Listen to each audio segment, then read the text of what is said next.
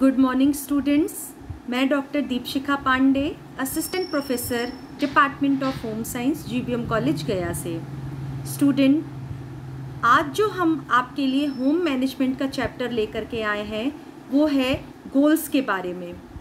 पहले आपने पढ़ा था कि मोटिवेटिंग फैक्टर्स ऑफ मैनेजमेंट में आपको मैंने बताया था कि जो 3 मोटिवेटिंग फैक्टर्स हैं, गोल्स, वैल्यूज़ एंड स्टैंडर्ड्स, यानी कि मूल्य, लक्ष्य एवं स्तर के बारे में।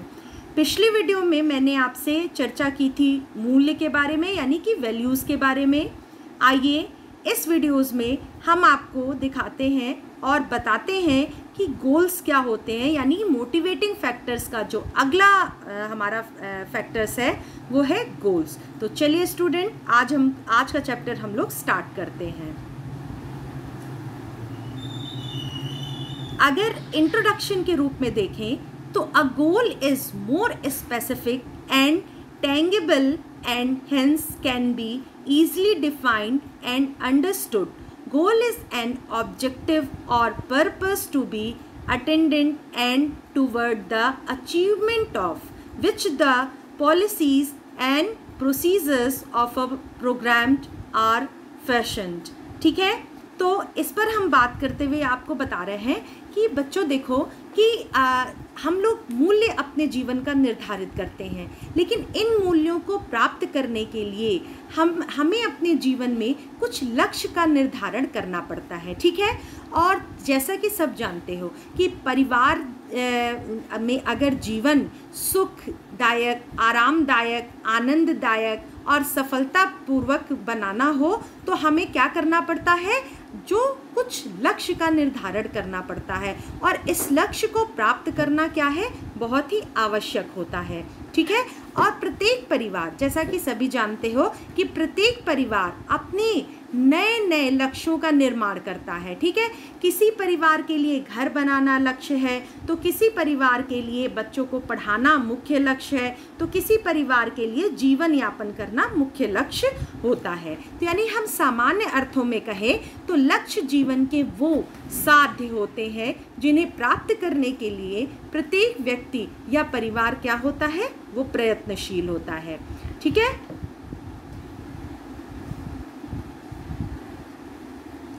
अगर हम क्लासिफिकेशन ऑफ गोल्स से पहले थोड़ा सा इसको डिफाइन कर लें तो हम इस पर बात करते हुए कहेंगे कि निकिल और डार्सी ने इसको डिफाइन करते हुए कहा कि लक्ष्यों का निर्माण और निर्धारण व्यक्ति की इच्छाओं, जीवन मूल्यों, दार्शनिक विचारधाराओं और अभिवृत्तियों से होता है। यानी कि simply stated goals are nothing more than the ends that individuals or families are willing to work for.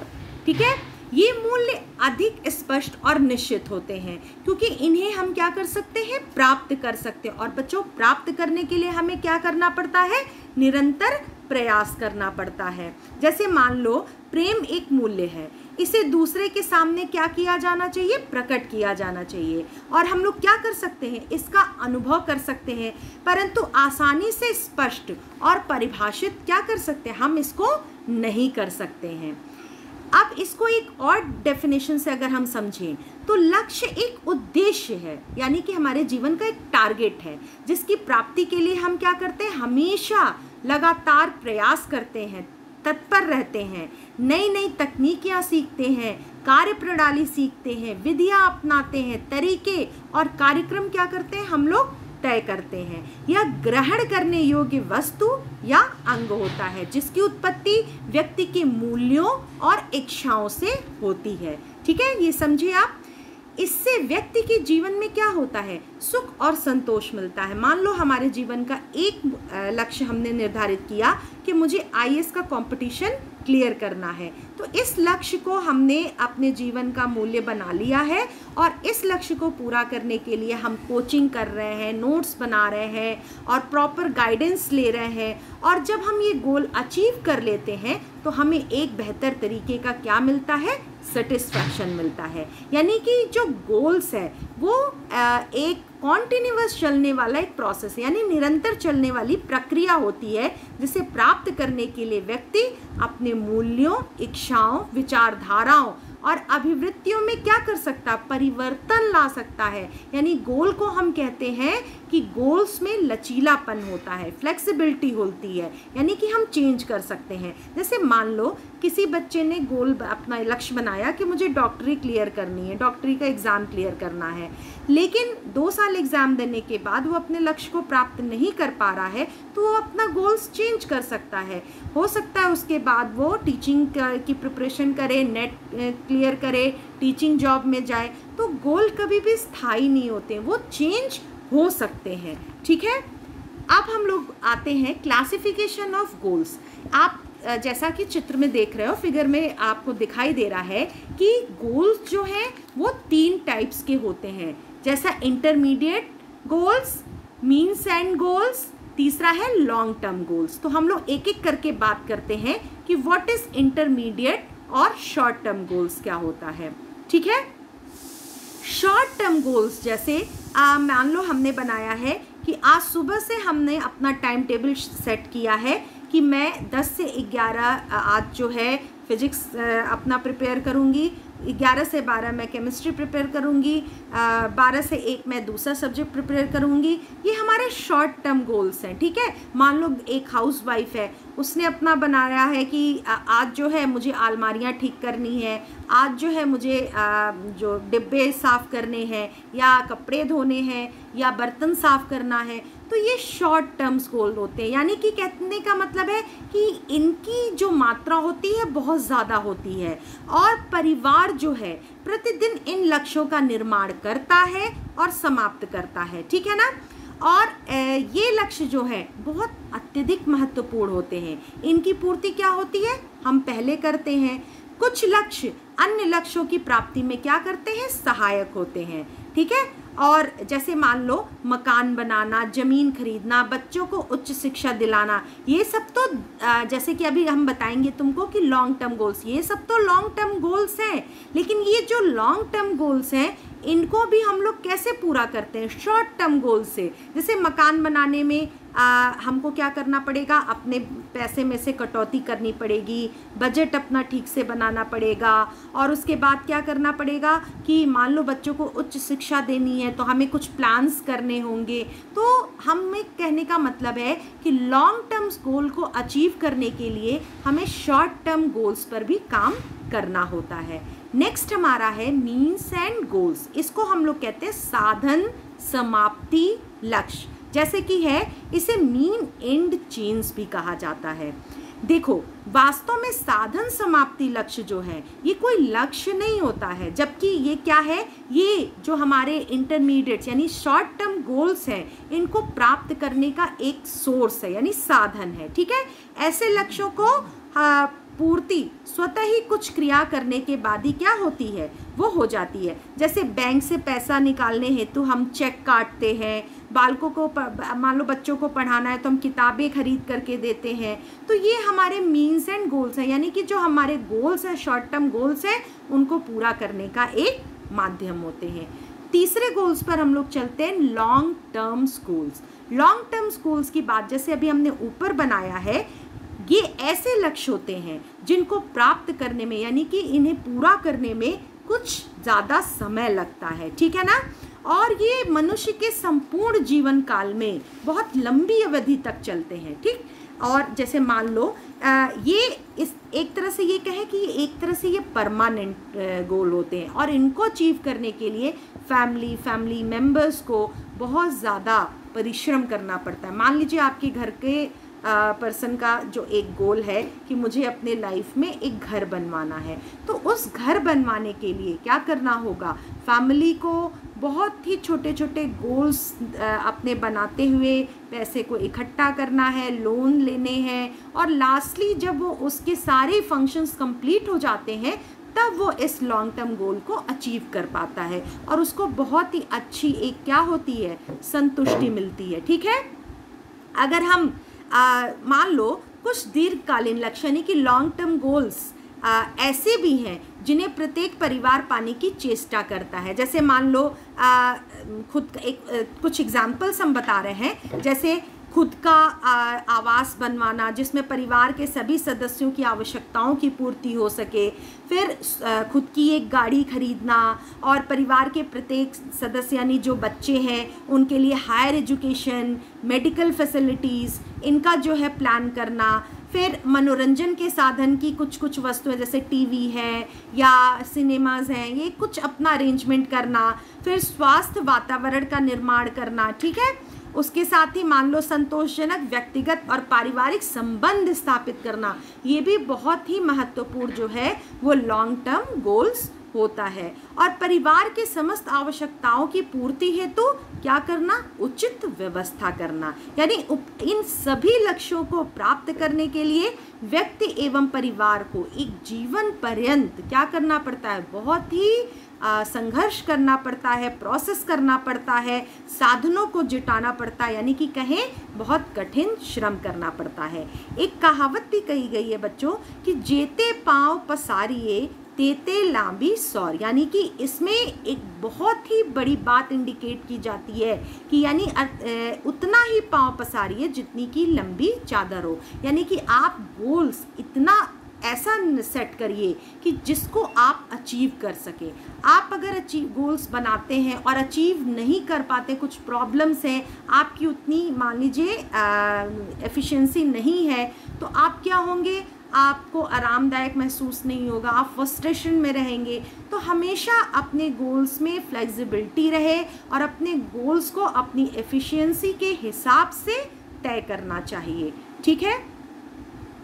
अब नेक्स्ट हम लोग चलते हैं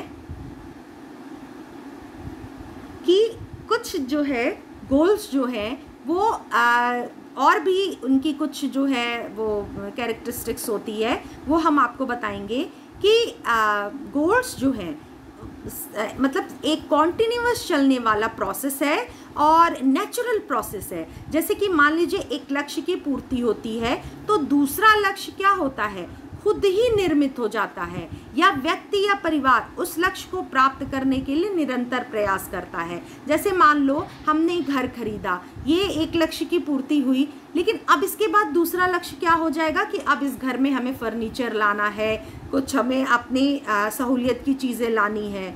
नेक्स्ट है कि लक्ष्य समय पर आधारित होता है। कुछ लक्ष्य बहुत तात्कालिक होते हैं, कुछ अल्पकालिक होते हैं, और जिनको मतलब कहने का मतलब है जिनकी पूर्ति करना तत्काल आवश्यक है, और कुछ लक्ष्य ऐसे होते हैं जिनकी पूर्ति करना हम बाद में भी कर सकते हैं, ठीक है। जैसे मान लीजिए आपको कहीं जाना है तो उसके लिए आपको क्या करना है, टिकट कटाना है, तो टिकट कटाने के लिए आपको क्या करना होगा, पहले से प्रोसेस करना होगा। और जैसे और मान लो कि कुछ चीज़ें हैं जैसे खाना पकाना, धुलाई करना, ये सब क्या है, आप जो है अल्पकालिक ये लक्ष्य हो सकते हैं, यानी आपको तत्काल पूरा करना होता है। अगली कैरेक्टरिस्टिक्स है सेटिस्फाइंग फैमिली रिलेशनशिप, यानी कि हम कोई भी गोल बनाएं वो क्या हो, वो सेटिस्फैक्शन देने वाला हो परिवार के लिए। जब तक वो सेटिस्फाइड नहीं होगा करेगा फैमिली मेम्बर्स को, तब तक वो गोल अपनी वास्तविक चीज़ को जो है अचीव नहीं कर पाएगा, ठीक है। अगला है कि लक्ष्य परिवर्तनशील होते हैं। व्यक्ति की इच्छा, रुचि, जीवन मूल्य, दार्शनिक विचारधारा, अभिवृत्तियों आदि में परिवर्तन होने से क्या होता है, लक्ष्य में परिवर्तन हो जाता है। जैसे अभी हमने बताया कि मेरा कुछ टाइम का था कि मैं डॉक्टरी पढ़ूंगी, फिर बाद में जब ये प्रोसेस नहीं हो पाया तो मेरा ये लक्ष्य जो है चेंज हो गया। तो फ्लेक्सिबिलिटी होती है इसमें, ठीक है। अगला है कि लक्ष्यों की उत्पत्ति किससे होती है, मूल्यों से होती है। यदि एक व्यक्ति के मूल धार्मिक या शैक्षिक प्रवृत्ति के हैं तो अपने लक्ष्यों के निर्माण में धर्म एवं शिक्षा को ही प्राथमिकता देगा और इन्हीं लक्ष्यों को वो पहले पूरा करेगा। अगला है लक्ष्य से व्यक्तित्व का विकास होता है, यानी कि ये पर्सनालिटी डेवलपमेंट का भी काम करता है। सुनियोजित लक्ष्य से व्यक्ति की इच्छाओं, रुचियों और मूल्यों की पूर्ति होती है। नेक्स्ट है, जैसे ये गोल्स के बारे में देख रहे हो कि गोल तक जाना है और गोल तक आपको जाने के लिए क्या करना है, इस पजल को कंप्लीट करना है और वहाँ तक आपको पहुँचना है। इस तक पहुँचने के लिए आपको क्या करना होगा, लक्ष्य की क्या जो गति है वो प्रगतिशील है, लक्ष्य व्यवहारवादी है, यथार्थवादी है, लक्ष्य समाज से प्रभावित होता है, यानी कि कहें कि समाज जिन मूल्यों को स्वीकारता है, महत्व देता है, व्यक्ति भी उन्हीं मूल्यों को स्वीकारते हुए लक्ष्य प्राप्ति की ओर क्या होता है, अग्रसर होता है। ठीक है ना।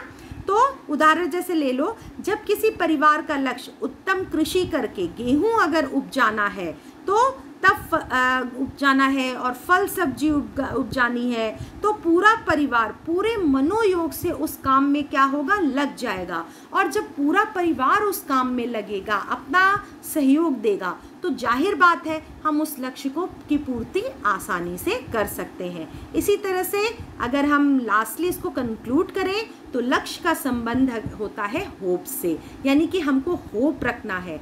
वे लक्ष्य जिनकी प्राप्ति होना मुश्किल होता है उनको त्याग दिया जाना चाहिए और उन्हीं लक्ष्यों का निर्माण किया जाना चाहिए जिन्हें प्राप्त करने की एक आशा रहती है, होप रहता है। जैसे एक व्यक्ति शहर में मकान खरीदना चाहता है, लेकिन अगर उसके पास धन नहीं है, पैसा नहीं है, तो उस लक्ष्य को वो त्याग दे और कुछ ऐसा लक्ष्य उसके बजाय बनाए, यानी कि गांव में ज़मीन खरीद ले या गांव में मकान बनवा करके इस लक्ष्य को यानी कि होप को नहीं छोड़ना है अगर इस गोल तक आपको पहुंचना है। और इसके साथ ही हम कहें तो पारिवारिक जीवन का जो लाइफ साइकिल है उनमें परिवर्तन होने से लक्ष्यों में भी परिवर्तन हो जाता है। ठीक है। मान लीजिए जैसे एक एग्जाम्पल से बताएं कि मान लीजिए परिवार का मुखिया है और उसका असामयिक क्या हो जाता है, निधन हो जाता है। तो ऐसी कंडीशन में क्या होता है कि बेरोजगारी हो सकती है उस घर में।